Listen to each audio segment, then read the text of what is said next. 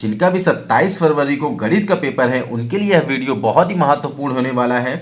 इस बार बोर्ड परीक्षा में यह क्वेश्चन आपको 4 नंबर का देखने को मिलेगा।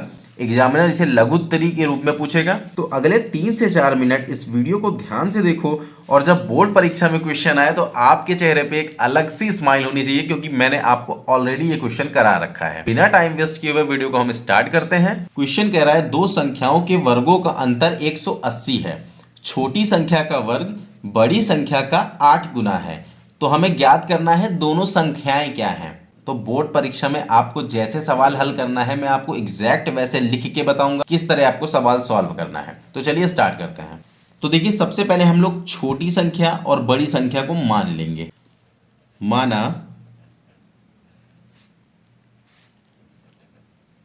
बड़ी संख्या बराबर में x,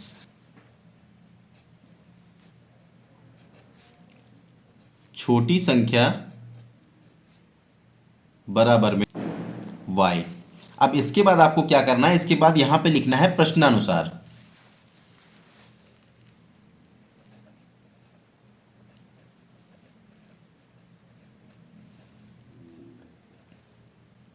प्रश्नानुसार यानी कि प्रश्न के अनुसार कि प्रश्न ने क्या क्या आपको डाटा दिया है वो अब यहां पे हमें समीकरण बनाना है।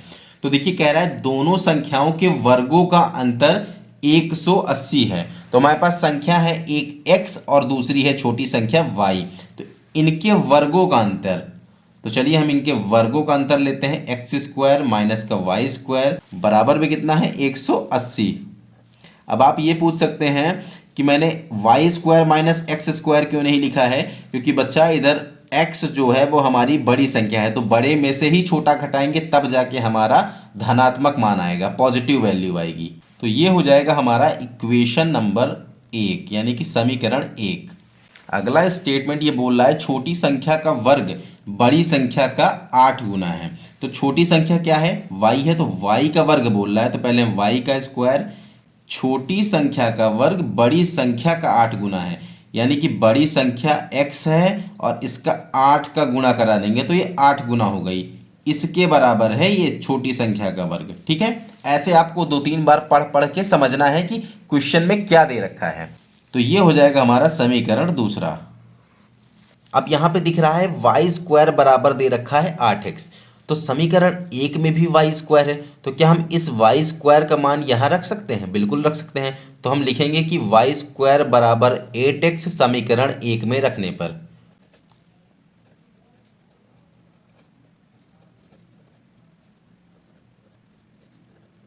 तो समीकरण 1 इधर एक बार फिर से लिख लेंगे हम लोग, एक्स स्क्वायर माइनस का वाई स्क्वायर बराबर में 180।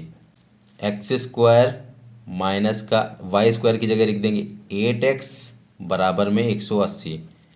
अब 180 का पक्षांतरण करा देंगे इधर, तो प्लस का 180 माइनस का 180 हो जाएगा, माइनस का 180 बराबर में 0।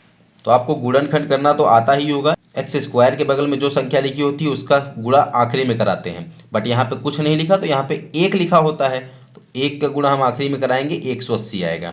तो 180 के ऐसे गुणनखंड करने हैं कि हमारा जोड़ने पर आए माइनस का 8। ये साइन सहित लेना है बीच वाला संख्या माइनस का 8। 180 के हमें ऐसे गुणनखंड करना है कि जोड़ने पे आए माइनस का 8। तो चलिए पहले 180 के फैक्टर निकालते हैं। 2 से भाग देंगे 90 बार, फिर 2 से भाग देंगे 45, 3 से भाग देंगे 15 बार, और फिर 3 से भाग देंगे, 3 पचे 15, फिर 5 से भाग देंगे, 5 एकम 5।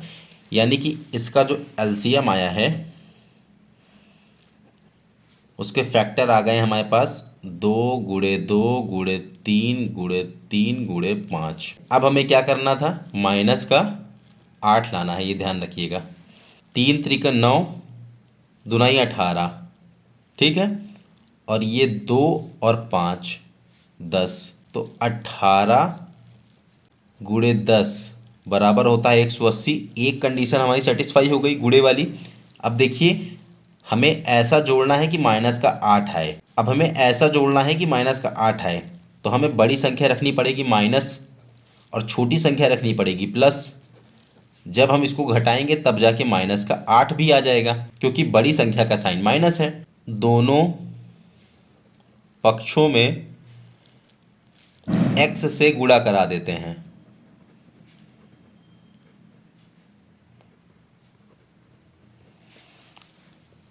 तो माइनस का 18 प्लस का 10, इधर x से बाएं साइड गुणा करा दिया और इधर माइनस का 8, इधर दाएं साइड भी गुणा करा दिया। बराबर के दोनों साइड अगर हम सेम चीज़ से गुणा कराते हैं तो इक्वेशन यानी कि समीकरण में हमारे कोई प्रभाव नहीं पड़ता। अब हम x का अंदर गुणा करा देंगे, माइनस का 18x प्लस का 10x बराबर में माइनस का 8x। अब देखिए मैं एक बहुत बेहतरीन चीज़ दिखाने वाला हूँ। हमारे सवाल में ये माइनस का 8x था, देखिए हमने डायरेक्ट यहाँ पे निकाल दिया। अब माइनस 8x की जगह हमें ये चीज़ वैल्यू रखनी पड़ेगी। ये देखिए माइनस का 8x की जगह अपन ये वैल्यू अब रख देंगे, माइनस का 18x प्लस का 10x। तो चलिए यहाँ पे पुट कर देते हैं, एक्स स्क्वायर माइनस का 18x प्लस का 10x माइनस का 180 बराबर में 0। अब हम इससे x कॉमन लेंगे, क्या बचेगा, अंदर x माइनस का 18, इधर हम प्लस का 10 कॉमन लेंगे, अंदर क्या बचेगा, x माइनस का 18 बराबर में 0। कॉमन ऐसा लिया जाता है कि जो ये आए दोनों साइड में कॉमन लेने के बाद वो सेम आना चाहिए।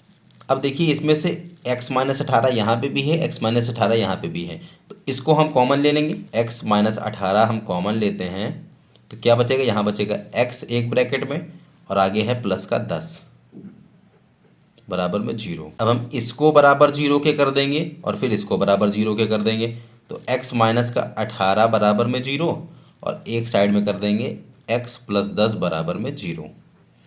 तो x बराबर में क्या आ जाएगी इधर वैल्यू, प्लस का 18 और इधर आ जाएगा x बराबर में माइनस का 10। ये माइनस में आया है तो माइनस वाली वैल्यू को कर देते हैं अमान्य, ठीक है, या तो नेगलेक्ट बोल देंगे इंग्लिश में। अब x बराबर प्लस का 18 हो गई हमारी वैल्यू, यानी कि बड़ी संख्या हमने x माना था, बड़ी संख्या हमारी x निकल आई। बट हमें अभी y की वैल्यू चाहिए, तो x की वैल्यू हम समीकरण 2 में रख देंगे। x का मान समीकरण 2 में रखने पर, तो पहले समीकरण 2 उतारेंगे, वाई स्क्वायर बराबर में 8x, x की वैल्यू क्या है 18, तो वाई स्क्वायर बराबर में 8 गुणे 18, वाई स्क्वायर बराबर में है 8 गुणे 18 होता है 144, तो y बराबर में अंडर रूट 144, तो y के मान आ जाएंगे 2 प्लस माइनस का 12। तो हमारी जो दोनों संख्याएं होंगी x comma Y, x comma Y, देखिए यहाँ पे x की वैल्यू तो 18 सेम ही रहेगी ना, दोनों में 18 आया है, बट y आया है हमारा प्लस माइनस का 12, तो एक जगह 12 लिख देंगे, एक जगह माइनस का 12 लिख देंगे। ये हो गया हमारा आंसर। सो फ्रेंड्स, अगर आपको मेरी वीडियो पसंद आई हो तो प्लीज़ वीडियो को लाइक ज़रूर करना।